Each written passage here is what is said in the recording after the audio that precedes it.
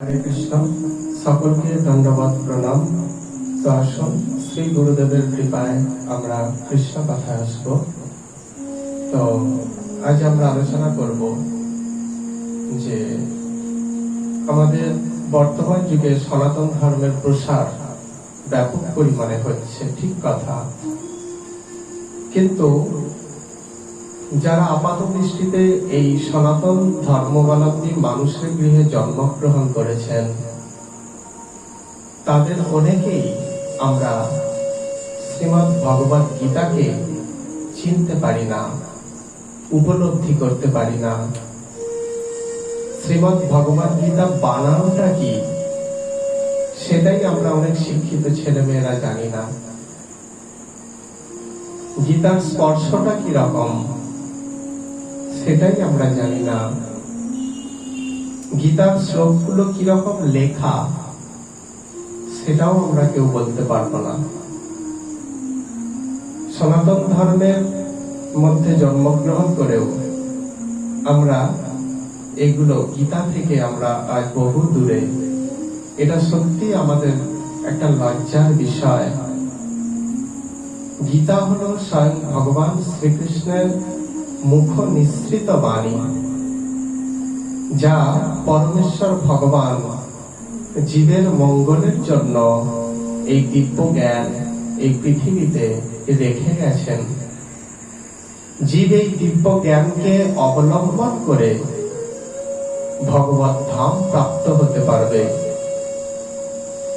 কিন্তু আজ আমরা অনেক শিক্ষিত হয়েও অনেকেই বলতে শুনেছি, অনেকেই বলে থাকেন যে গীতা নাকি সমাজের ক্ষেত্রে একটা ভীষণ ভয়ঙ্কর, সমাজকে অচল করে দেয়, স্থবির করে দেয়। কিন্তু তা না, তারা গীতার প্রকৃত অর্থ বুঝতে না পেরে একদল অপব্যাখ্যাকারীদের পাল্লায় পড়ে তারা এই ধারণা করেছেন। কিন্তু তারা কেউ বুকে হাত দিয়ে বলতে পারবে না যে হ্যাঁ, আমি গীতার 18টা অধ্যায় 18 বার বা একবার পড়েছি।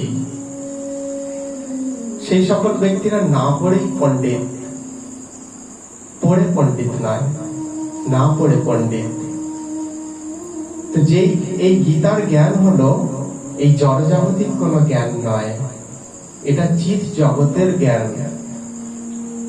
এই জ্ঞানকে উপলব্ধি করতে হলে সেই রকম মানসিকতা নিয়ে অধ্যয়ন করতে হয়।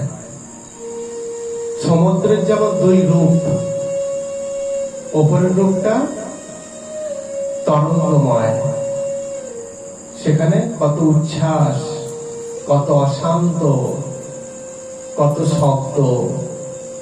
কিন্তু সমুদ্রের গভীরের রূপটা শান্ত, শব্দহীন। আর সেই গভীরেই কি পাওয়া যায়? মণিমুক্তা পাওয়া যায়। সমুদ্রের ঢেউয়ে মণিমুক্তা নেই। ঠিক সেই রকম আমরা গীতার ওপরের অংশটাকে বিচার করে বলে ফেলি গীতাতে কিছু নেই, কিন্তু গীতার গভীরে প্রবেশ করতে আমাদের সাহস হয় না, আমরা সময় পাই না। আমাদের জীবনে তাসের আড্ডা, চায়ের দোকানের আড্ডা, তার জন্য সমস্ত সময় আছে, অনেক সময় আছে, কিন্তু গীতাকে উপলব্ধি করার মতো সময় আমাদের নেই। কারণ আমরা আজ বড় শিক্ষিত, তাই তো? তো এইটাই ঠিক সেই রকম সমুদ্রের যেমন দুই রূপ, একটা বাইরের রূপ, একটা ভিতরের রূপ, শ্রীমদ্ ভগবত গীতারও ঠিক সেই রকম। বাইরের রূপে আমরা কি দেখতে পাই? বাইরের রূপে দেখতে পাই যে রাজ্যকে কেন্দ্র করে দুই ভাইয়ের পুত্রদের মধ্যে যুদ্ধ। এটা আবার আধ্যাত্মিক শিক্ষা হলো কোথায়? ভাই ভাই যুদ্ধ তো আমাদের পাড়া গ্রামেও হয়। ও বলে আমি ওই জমিটা নেবো না, আর একজন বলে না ওইটা আমার চাই, তুই ওইটা নে। এটা তো ভাই ভাই জমি নিয়েই যুদ্ধ। এটা তো ভগবানের, এটা তো আধ্যাত্মিক কোনো বিষয় নয়। বা এই কাহিনীগুলো শ্রবণ করলে তো আমাদের কোনো শিক্ষা বা জ্ঞান হয় না। তাহলে এখানেও তো ঠিক একই রকম। ভারতবর্ষের রাজ্যকে কেন্দ্র করে কুরু এবং পাণ্ডবদের মধ্যে যুদ্ধ। এতে আবার শিক্ষার কি? কিন্তু প্রকৃতপক্ষে কি তাই? কুরু পাণ্ডবদের যুদ্ধ এই যে আমরা বলে থাকি, তো এটা প্রকৃতপক্ষে ঠিক না। এটা বাইরের রূপ, আর ভিতরের রূপে কি আছে? ভগবানের এই যে শ্রীমদ্ ভগবত গীতা, তার ভিতরের রূপে আছে জীবের পরম গতি প্রদানকারী তত্ত্বমূলক শিক্ষা। এই শিক্ষা গ্রহণ করার জন্য দৃঢ় মানসিকতার প্রয়োজন। শ্রী চৈতন্য চরিতামৃতে শ্রী চৈতন্য মহাপ্রভু কৃষ্ণদাস কবিরাজ গোস্বামীর লেখনীর মধ্য দিয়ে বলছেন যে ঈশ্বরের কৃপালেশ হয়তো যাহারে, সেই তো ঈশ্বর তত্ত্ব জানিবারে পারে। ঈশ্বর তত্ত্ব কে জানতে পারে? ঈশ্বরের কৃপালেশ হয়তো যাহারে, যাকে, যে জীবের প্রতি ঈশ্বরের কৃপা হয়েছে। তাহলে গীতা অধ্যয়ন করতে হলে আমাদেরকে কি করতে হবে? ঈশ্বরের কৃপা প্রার্থনা করে তবে গীতা অধ্যয়ন করতে হবে। না হলে তোমার জড়জাগতিক শিক্ষা তোমাকে কখনোই সেই গীতার প্রকৃত অর্থ উপলব্ধি করাতে পারবে না। তো আমরা কি দেখতে পাই কুরুক্ষেত্রের রণাঙ্গনে? যে শ্রীকৃষ্ণ তৃতীয় পাণ্ডব অর্জুনের রথের সারথি হয়েছেন। যুদ্ধ হওয়ার পূর্ব মুহূর্তে সব প্রস্তুত, শঙ্খধ্বনি হয়ে গেছে। এমন সময় অর্জুন ভগবানকে বললেন, হে অর্জুন, হে কৃষ্ণ, তুমি উভয় পক্ষের সেনাদের মধ্যে আমাদের রথ স্থাপন করো, আমি দেখতে চাই আমাকে কাদের সঙ্গে যুদ্ধ করতে হবে। তখন ভগবান শ্রীকৃষ্ণ ভক্তের কথা মতো তাই করলেন। অহম ভক্ত পরাধীন, আমি ভক্তের পরাধীন। ভক্ত আমাকে যা বলেন আমি তাই করি, আমি নিজের ইচ্ছায় কিছু করি না। বলে এখানে আমার শিক্ষাটা কি? যুদ্ধ হবে, দুই পক্ষের মাঝখানে দাঁড় করাও রথ, আমি দেখতে চাই কাদের সঙ্গে যুদ্ধ হবে, আমার পক্ষে কে আছে, তাদের পক্ষে কারা আছে, দেখতে চাই। বলে না, এখানে সেই যুদ্ধের কথা বলছে না। যুদ্ধ বলতে আমরা এই জড় জগতে পতিত হয়েছি, মানব দেহ প্রাপ্ত হয়েছি। পূর্ব জন্মের যে সংস্কার আমাদের চেতনার মধ্যে কিন্তু এখনো থেকে গেছে, মানব জন্ম প্রাপ্ত হওয়ার পরেও। তার ফলে কি হচ্ছে? আমাদের এই চেতনাটাকে যদি দুটো ভাগ করি, এক পক্ষে আছে দৈবী গুণ আর এক পক্ষে আছে আসরিক গুণ, আসরিক প্রবৃত্তি।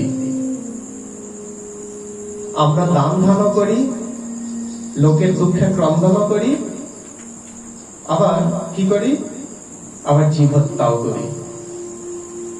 তাহলে কি, কে করাচ্ছে এগুলো? আসরিক প্রবৃত্তি আমাকে জীব হত্যা করাচ্ছে, আর দৈবী প্রকৃতি, আমাদের দৈবী সম্পদ যেগুলো, সেগুলো কি করাচ্ছে? অপরের দুঃখে ক্রন্দন করাচ্ছে, তাকে সহায়তা করাচ্ছে।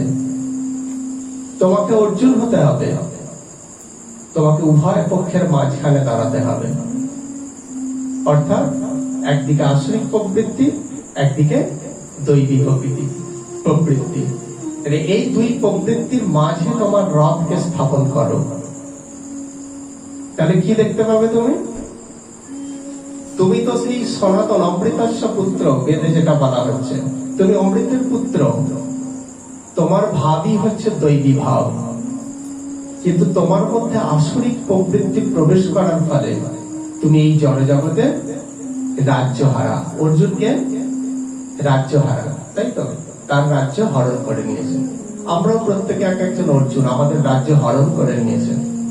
আমাদের রাজ্য কোথায়?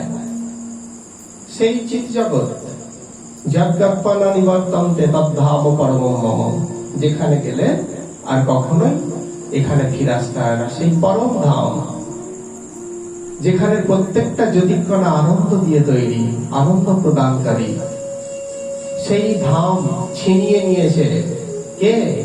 আমাদের আসরিক প্রবৃত্তিগুলো ছিনিয়ে নিয়েছে। তার ফলে কি করতে হবে? আমাকে রাজ্য প্রাপ্ত হতে হবে। রাজ্য প্রাপ্ত না হলে আমাকে আবার সেই বনবাসে যেতে হবে, অজ্ঞাতবাসে থাকতে হবে, চরম দুঃখ কষ্ট ভোগ করতে হবে। তাই আমার কি করা কর্তব্য? রাজ্যকে দখল করা। সেই রাজ্য দখল করতে হলে কার সঙ্গে যুদ্ধ করতে হবে? আমার আসরিক প্রবৃত্তিগুলোর সঙ্গে যুদ্ধ করতে হবে, তাদেরকে পরাজিত করতে হবে। পরাজিত করে কি করতে হবে? দৈবী প্রকৃতি, দৈবী ভাবের সঙ্গে বন্ধুত্ব করতে হবে। এখানে অর্জুন আমাদেরকে বুঝিয়ে দিচ্ছেন প্রকৃতপক্ষে যে তুমি রথটাকে তোমার দুই পক্ষের মাঝে স্থাপন করো, তাহলে তুমি তোমার শত্রুকে চিনতে পারবে। এখানে অর্জুন বলছেন যে অর্জুন যখন কৃষ্ণকে বললেন, তখন সঞ্জয় বলছেন যে সঞ্জয় উবাচ এবং মুক্ত ঋষিকেশ গুড়াকেশেন ভারত সেনয়োর উভয়ের মধ্যে স্থাপয়িতা রথোত্তম। অর্থাৎ কি? সঞ্জয় বললেন, হে ভরত বংশধর, অর্জুন কর্তৃক এভাবে আদিষ্ট হয়ে, অর্থাৎ অর্জুনের আদেশ পেয়ে ভগবান শ্রীকৃষ্ণ দুই পক্ষের মাঝে স্থাপন করলেন। কি স্থাপন করলেন? উত্তম রথ, রথোত্তম, মানে উত্তম রথটাকে স্থাপন করলেন। উত্তম রথ কোনটা? উত্তম রথ হলো আমাদের এই দেহটা। সেই জন্য ভাগবতে কি বলছেন? নৃজন্মাখিল জন্ম শোভনম। সমস্ত জন্মের মধ্যে মানুষ জন্ম হচ্ছে শ্রেষ্ঠ। তাহলে অনেক রথ আছে, তাই তো? অনেক রথ আছে, সেই রথের মধ্যে শ্রেষ্ঠ কোন রথ? এই মানব দেহরূপ রথটা হচ্ছে শ্রেষ্ঠ। এখানে রথ কেন বলা হচ্ছে দেহটাকে? রথে কি থাকে? রথে ঘোড়া থাকে, ঘোড়ার গলাতে দড়ি বাঁধা থাকে, সেটা যিনি সারথি তার হাতে থাকে, আর রথে একজন উপবিষ্ট থাকেন, তাই তো? তাহলে আমাদের দেহটা হচ্ছে রথ।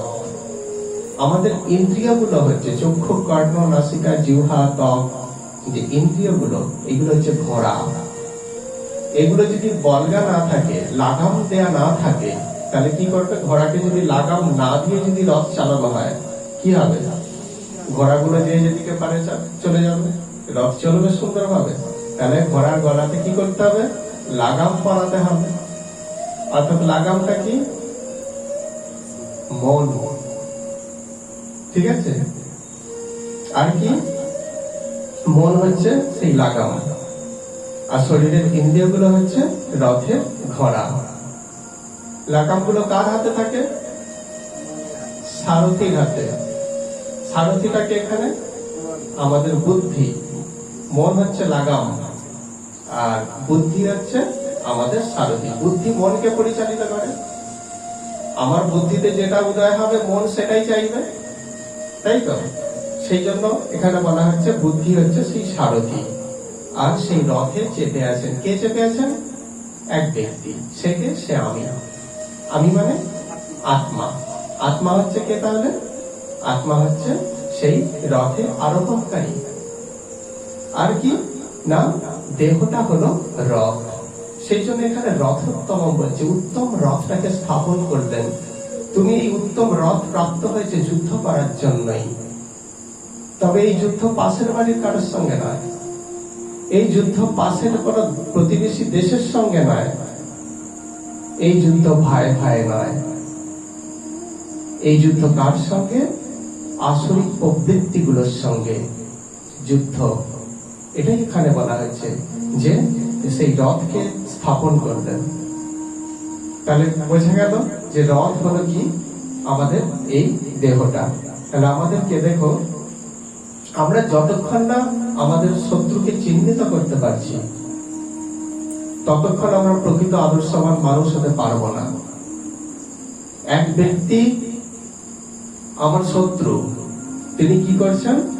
তিনি আমার সঙ্গে বন্ধুর মতো আচরণ করছেন। কেন না, সুযোগ পেলেই আমাকে ফাঁসাবেন। তাই আমি যদি সেই ফাঁসতে না চাই, আমার কি করা কর্তব্য? প্রকৃত বন্ধু আমাকে তাকে চেনা, আর শত্রুকে তাকে চেনা। শত্রুকে চিনতে না পারলে আমার জীবনের সুখ হবে না, কারণ সেই শত্রু আমাকে সুখ প্রাপ্ত হতে দেবে না। সেই জন্য এখানে বলছেন যে আমরা যতক্ষণ না আমাদের শত্রুদের চিহ্নিত করতে পারছি, ততক্ষণ আমরা প্রকৃত আদর্শবান মানুষই হতে পারবো না। কারণ আমাদের আসরিক প্রবৃত্তিগুলো আমাদেরকে অমানুষ তৈরি করে দেবে। সেটাই হচ্ছে বর্তমান সমাজে আমাদের শিক্ষার পাহাড়, কত ডিগ্রি, বাড়িতে রেজাল্ট ধরে না, মেডেল ধরে না, বাড়িতে কুকুর পুষি, অথচ বাড়ির বাবা মা বৃদ্ধাশ্রমে। তাহলে এইগুলি কি আমাদের অশিক্ষার ফল নয়? অশিক্ষার ফল তো, কুশিক্ষার ফল তো।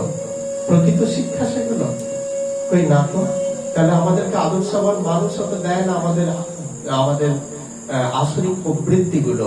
তাই তাদের সঙ্গে সর্বদা সংগ্রাম করা প্রয়োজন। আর ঘরে ঘরে যদি আদর্শবান মানুষের জন্ম না হয়, যদি আদর্শহীন মানুষের জন্ম হয়, তবে সমাজ কখনোই প্রগতিশীল হতে পারে না। গীতা এই যুদ্ধের মধ্য দিয়ে সেই শিক্ষাই প্রদান করছেন। গীতা সমাজকে প্রগতিশীল করতে চায়, সেই জন্য শত্রুগুলোকে চেনার জন্য তিনি বলছেন, ভগবান আমাদেরকে উপদেশ দিচ্ছেন। প্রকৃতপক্ষে বাড়ি গাড়ি টাকা পয়সাতে সমাজের উন্নতি হয়, ঠিক কথা। বাড়ি গাড়ি টাকা পয়সা, মানুষের ঐশ্বর্য, হ্যাঁ হবে, সমাজের উন্নতি, কিন্তু যথার্থ উন্নতি হয় না। সমাজের যথার্থ উন্নতির জন্য প্রয়োজন সংযত চিত্ত আদর্শবান মানুষের। সমাজে যতক্ষণ না সংযত চিত্ত আদর্শবান মানুষের জন্ম হচ্ছে, ততক্ষণ সমাজের বাড়ি গাড়ি টাকা পয়সা এরা কিন্তু সমাজকে প্রগতিশীল করতে দেবে না। কিন্তু আমাদের শ্রীমদ্ ভগবত গীতা প্রকৃতপক্ষে সেই প্রকৃত মানুষ হিসাবে আমাদেরকে গড়ে তোলার জন্যই শিক্ষা প্রদান করছেন। এখানে একটু গীতার গভীরে প্রবেশ করতে হবে। গীতার গভীরে প্রবেশ না করলে আমরা গীতাকে উপলব্ধি করতে পারবো না। শুধু দেখবো কুরু আর পাণ্ডবদের রাজ্য নিয়ে যুদ্ধ, এর বেশি আমরা কিছুই উপলব্ধি করতে পারবো না। এরপর যদি আমরা দেখি, যখন ভগবান মাঝখানে রাখলেন, তখন কি বলছেন না, ভীষ্ম দ্রোণ প্রমুখত সর্বেষাং চ মহিক্ষিতাম উবাচ পার্থ পশ্যৈতান সমবেতান কুরুনীতি। ভীষ্ম দ্রোণ প্রমুখ পৃথিবীর অন্য সমস্ত নৃপতিদের সামনে ভগবান ঋষিকেশ বললেন, হে পার্থ, এখানে সমবেত সমস্ত কৌরবদের তুমি দেখো। ভগবান বললেন না যে অন্য কিছু দর্শন করতে, কি বললেন? কৌরবদের দেখো। কৌরব মানে আমাদের আসরিক প্রবৃত্তিগুলোকে দেখো, এরা তোমার শত্রু। এরাই তোমাকে সেই চিৎ জগতের আনন্দময় আনন্দ থেকে চিরকাল বঞ্চিত করে রাখে। এদেরকে তুমি খেয়াল করো, এদেরকে দেখো। তারপর কি বলছেন না, তত্রা পশ্চাৎ স্থিতান পার্থ পিতৃনাথ পিতামহান আচার্যান মাতুলাম ভাতৃন পুত্রান পৌত্রান সখিংস্তথা শ্বশুরান সুহৃদস্যৈব সেনয় রুভয়োরপি। কি বলছেন? তখন অর্জুন উভয় পক্ষের সেনাদের মধ্যে দেখলেন, কাদের দেখলেন? নিজের আত্মীয়দেরকেই। পিতৃব্য, পিতামহ, আচার্য, মাতুল, ভ্রাতা, পুত্র, পৌত্র, শ্বশুর, মিত্র, শুভাকাঙ্ক্ষীদের তিনি দেখলেন। অর্জুন মনে করতেন এরা আমার আত্মীয়, শুভাকাঙ্ক্ষী, কিন্তু প্রকৃতপক্ষে তারা কি সেই শুভাকাঙ্ক্ষী? শুভাকাঙ্ক্ষী নয়। এখানে তারা কখনোই শুভাকাঙ্ক্ষী হয়ে উঠতে পারেননি। তো অনেক সময় আমরা যে আমাদের মধ্যে যে আসরিক প্রবৃত্তিগুলো আছে সেইগুলোকে ব্যবহার করে আমরা অনেক ধন সম্পদ ঐশ্বর্য সংগ্রহ করতে পারি। আসরিক প্রবৃত্তি, অপরের সম্পদ হরণ করলাম, সেই সম্পদ তো কিছুদিনের জন্য আমাকে সুখ দেবে, আমি তো আমার জীবনটাকে কিছুদিন উপভোগ করতে পারবো তো। তাহলে আসরিক প্রবৃত্তিকে আমরা কি মনে করি? খারাপ নয়, ভালো। অর্জুন যেটা মনে করছেন শুভাকাঙ্ক্ষী। কাকে শুভাকাঙ্ক্ষী মনে করছো? হে অর্জুন, তুমি কাকে শুভাকাঙ্ক্ষী বলছো? যারা তোমাদেরকে 12 বছর বনবাস দিয়েছিল, যারা তোমাদেরকে 1 বছর অজ্ঞাতবাসে জীবন ধারণ করতে বাধ্য করেছিল, যারা তোমাদেরকে যতগৃহে অগ্নিসংযোগ করে তোমাদের বংশটাকে ধ্বংস করতে চেয়েছিল, যারা ছোটবেলায় বিষ খাইয়ে ভীমকে মারতে চেয়েছিল, যারা তোমাদেরকে এই ভয়ঙ্কর যুদ্ধের মুখোমুখি করেছে, বলেছে বিনা যুদ্ধে নাহি দেব সুচাগ্র মেদিনী, তুমি তাদেরকে শুভাকাঙ্ক্ষী বলছো? আমরাও ঠিক সেই রকম। আমাদের যে আসরিক প্রবৃত্তিগুলো সেগুলো আমাদের কিঞ্চিত সুখ প্রদান করে, তাই আমরা মনে করি এরা আমাদের শুভাকাঙ্ক্ষী। আর দৈবী প্রকৃতি, দৈবী ভাবগুলো আমাদের কি করে? অনেক সময় দুঃখ প্রদান করে। সৎপথে থাকলে ওনাকে মানে না, দুঃখ, সেই দুঃখ প্রদান করে। তাই আপাত দৃষ্টিতে মনে হয় আসরিক প্রবৃত্তিগুলোই ভালো আর দৈবী প্রবৃত্তিগুলোই খারাপ। অর্জুনের আজ চেতনায় সেটাই অনুভূত হচ্ছে। বলছেন কি না, সেই শুভাকাঙ্ক্ষীদের দেখতে পেলেন। শুভাকাঙ্ক্ষী বলছে এখানে। তখন কি হলো?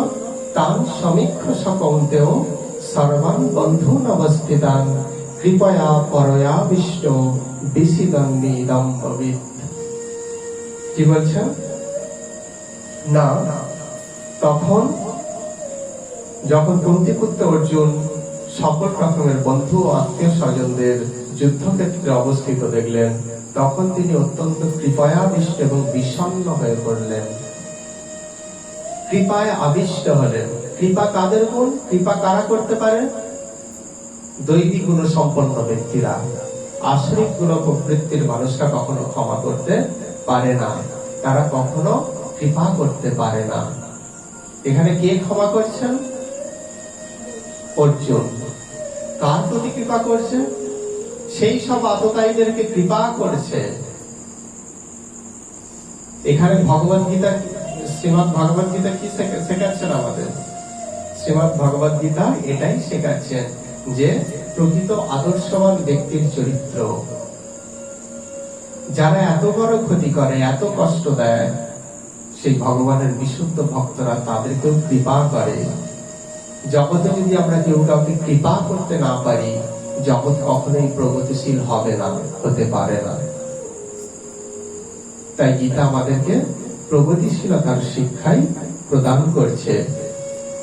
এখানে সকলকে তিনি বন্ধু ভাবে, আত্মীয় রূপে দেখছেন, দর্শন করছেন। কে দর্শন করাচ্ছেন?